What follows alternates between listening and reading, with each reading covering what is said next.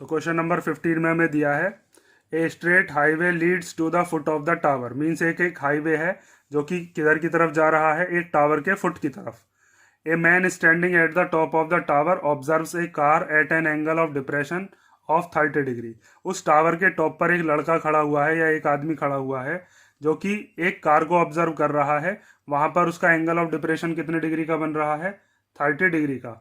While which is approaching the foot of tower with a uniform speed. और वो car किधर की तरफ जा रही है? फुट ऑफ द टावर की तरफ, यूनिफॉर्म स्पीड के साथ। मीन्स उसकी स्पीड चेंज नहीं हो रही, एक ही जैसी स्पीड से वो आगे बढ़ रहा है। 6 सेकेंड्स लेटर, 6 सेकेंड के बाद the angle of depression of the car is found to be 60 degree. 6 second के बाद कार कहीं और पहुंची होगी, तो उस टाइम पे जो उसका एंगल ऑफ डिप्रेशन था वो कितना हो गया? 60 डिग्री। पहले 30 डिग्री था, फिर 60 डिग्री हो गया। Find the time taken by the car to reach the foot of the tower from this point. Means 6 second बाद जिस पॉइंट पर वो कार थी वहां से और टावर के फुट तक पहुंचने में उस कार को कितना टाइम लगेगा, ये हमसे पूछा है इस क्वेश्चन में। तो पहले हम क्या करते हैं, इसकी फिगर कंप्लीट कर लेते हैं ताकि हमें पता चले कि इस क्वेश्चन में क्या कहा है और डिटेल हमको पता चलेगी। तो मैं जरा देखो स्केल ढूंढ रहा था, तो स्केल से हम बना लेते हैं कि हमारे पास एक तो हाईवे है और एक टावर है। तो हमारे पास पहले हम बनाते हैं एक टावर। तो उस टावर को यहाँ से यहाँ तक हमने बना दिया और साथ में एक बना दिया हमने हाईवे। तो ये यहाँ से यहाँ तक हमने क्या बना दिया? हाईवे। ठीक है। इस टावर के टॉप पर यहाँ पर कोई आदमी खड़ा हुआ है, तो वहां से उसका एंगल ऑफ डिप्रेशन बन रहा होगा। तो एंगल ऑफ डिप्रेशन कैसे बनता है? Horizontal level. मीन्स मान लीजिए यहाँ पर उस लड़के की आंखें हैं, तो यहाँ से हॉरिजॉन्टल लेवल इस तरीके से बन जाएगा। ठीक है। और हॉरिजॉन्टल लेवल और line of site means car जो है उसका पहला पोजीशन यहाँ पर है, पहले कार यहाँ पर थी। तो जब वो यहाँ इस जगह से इस कार को देख रहा था, तो ये वाला जो एंगल था, एंगल ऑफ डिप्रेशन, ये कितने डिग्री का था? 30 डिग्री का। तो यहाँ से हम लिख देंगे ये एंगल हो गया हमारे पास 30 डिग्री। और आपको पता होगा कि जब जेड में एंगल बन रहे होते हैं तो इसी के ऑल्टरनेट ये वाला एंगल बनेगा, ये भी कितने डिग्री का हो जाएगा? 30 डिग्री। ऑल्टरनेट इंटीरियर एंगल्स पढ़े होंगे ना पैरेलल लाइंस में, मैंने भी पीछे बताए थे किसी क्वेश्चन में कि ऑल्टरनेट इंटीरियर एंगल कैसे होते हैं।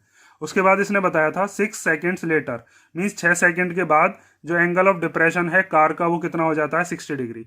मीन्स कार यहाँ से चलती हुई मान लीजिए यहाँ कहीं किसी पॉइंट पे आ गई होगी, पहले यहाँ पर थी कार, अब कार आ गई होगी मान लीजिए इस पॉइंट पर। तो यहाँ से यहाँ तक आने में उसने कितना टाइम लगाया है? 6 सेकेंड।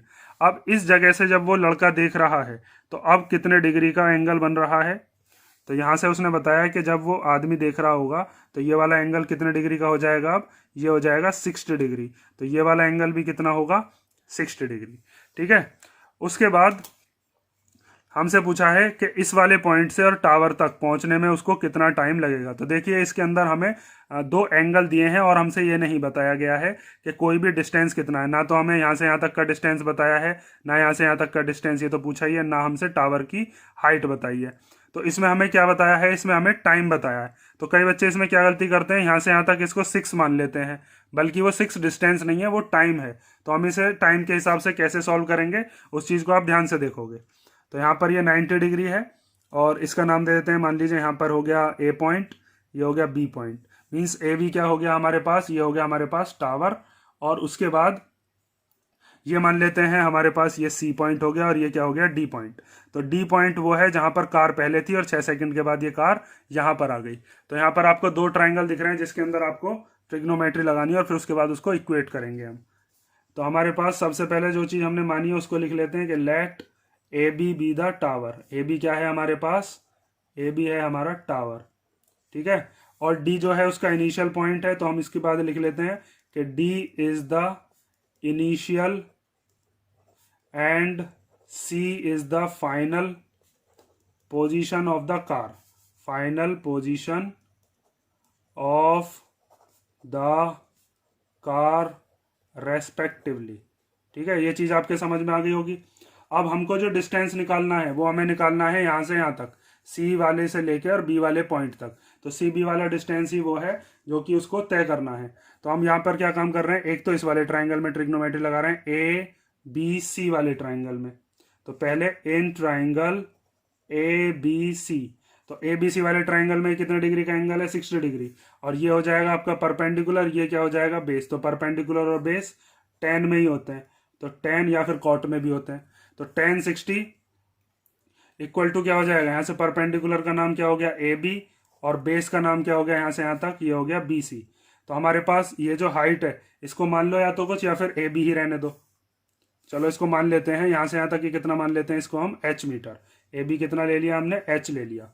ठीक है, तो 1060 की वैल्यू कितनी है, 1060 है √3। ए बी की जगह हम लिख देते हैं एच, और अपॉन में बी सी जो हमको निकालना है।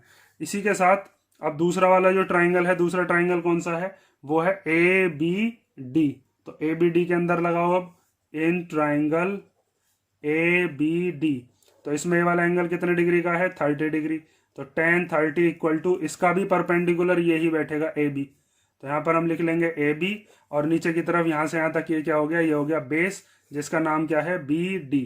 तो 10 30 की वैल्यू कितनी होती है, 1/√3। ए बी कितना माना है, एच, और ये जो बी डी है, इस बी डी के टुकड़े करके हम लिख सकते हैं सी डी प्लस कितना, ये वाला हो गया बी सी। तो हम लिख सकते हैं इसको C D plus B C. अब देखो इसके बाद हम क्या काम करने वाले हैं कि यहाँ से हम BC की वैल्यू निकाल लेते हैं, और वो BC की वैल्यू हम इसमें पुट कर देंगे, या फिर आप H की वैल्यू निकाल लो, H की वैल्यू निकाल के इसमें पुट कर दो। तो हम इसमें से H की वैल्यू निकाल लेते हैं। चलो, तो यहाँ से H की वैल्यू कितनी हो जाएगी, ये हो जाएगी √3 BC इक्वल टू H। ठीक है, तो यहाँ पर H की जगह हम क्या पुट करने वाले हैं, अब ये मान लेते हैं हम इक्वेशन फर्स्ट, और ये वाली हम क्या मान लेते हैं, equation number second, equation second. ठीक है, अब यहां पर हम पुट कर रहे हैं, put the value of H from equation first. Equation first से H की वैल्यू को पुट कर रहे हैं। तो 1/√3 इक्वल टू H की जगह क्या लिख देंगे, √3 BC। ये आ गया ना, H की जगह √3 BC, और अपॉन में क्या है इसके, CD प्लस BC। तो इसको हम लिख लेते हैं CD प्लस BC। असल में हम क्या काम कर रहे हैं, CD और BC का रिलेशन निकाल रहे हैं कि CD तक पहुंचने में उसने कितना टाइम लगाया था, 6 सेकंड। मींस D पॉइंट से C पॉइंट तक पहुंचने में 6 सेकंड लगाया था। तो हम ये रिलेशन निकाल रहे हैं कि C से B तक पहुंचने में उसको कितना टाइम लगेगा। तो इस √3 की मल्टीप्लाई इधर कर दो, और CD प्लस BC की मल्टीप्लाई इधर कर दो। तो CD प्लस BC की जब 1 में करेंगे तो आ जाएगा CD प्लस BC, और जब इस √3 की मल्टीप्लाई करेंगे किसमें, √3 BC में, तो ये अगली स्टेप में क्या आ जाएगा, 3 BC। ठीक है, तो अब इसके आगे का इधर देख लो। तो ये हो गया हमारे पास CD plus BC equal to √3 के √3 में मल्टीप्लाई करके क्या हो जाएगा, 3 BC। और यहाँ से प्लस का BC इधर की तरफ चला जाएगा, क्योंकि BC वाले हम एक तरफ कर लेंगे। तो यहाँ से आ जाएगा CD equal to 3 BC minus BC। तो 3 BC में से 1 BC गया तो कितना बचा, ये 1 BC है ना यहाँ पर, तो ये बचा 2 BC। ठीक है, तो BC की वैल्यू यहाँ से निकाल सकते हो, CD/2 इक्वल टू क्या आ गया, BC। मीन्स जितना भी टाइम उसने C से लेकर D तक लगाया था उसका आधा टाइम लगेगा, क्योंकि देखो इसने क्वेश्चन में ये बताया था कि उसकी जो स्पीड है, वो स्पीड कैसी है, यूनिफॉर्म स्पीड है। मीन्स उसकी यूनिफॉर्म स्पीड होने का मतलब है कि वो स्पीड चेंज नहीं करता। तो जब उसने यहाँ से यहाँ तक का डिस्टेंस कवर करने में, C से D तक डिस्टेंस कवर करने में 6 सेकंड लगाई थी, तो BC वाला जो डिस्टेंस है वो CD का आधा है, तो टाइम भी आधा ही लगेगा, क्योंकि स्पीड तो चेंज हो नहीं रही है। तो C से लेकर D तक जब 6 सेकंड लगी है, तो CD का आधा डिस्टेंस है BC, तो टाइम भी कितना हो जाएगा, आधा।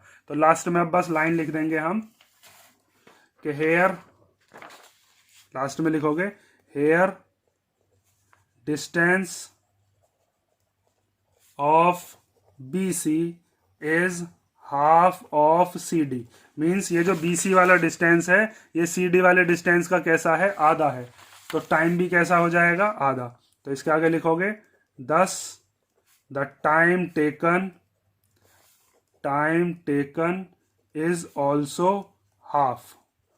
ठीक है, तो इसके बाद हम लिखेंगे कि टाइम टेकन कितना लगाया था उसने C से D तक पहुंचने में, या D से C तक पहुंचने में, D पॉइंट से C पॉइंट तक पहुंचने में कितना टाइम लगाया था। Time taken by car to travel CD वाला डिस्टेंस कवर करने में उसको 6 सेकंड लगे थे। तो उसके बाद हम पूछते हैं कि बताओ BC वाला डिस्टेंस करने में कितना लगा होगा। अब आप बता ही दोगे, टू ट्रेवल BC, तो वो हो जाएगा 6 का हाफ कितने सेकंड, 3 सेकंड लगेंगे।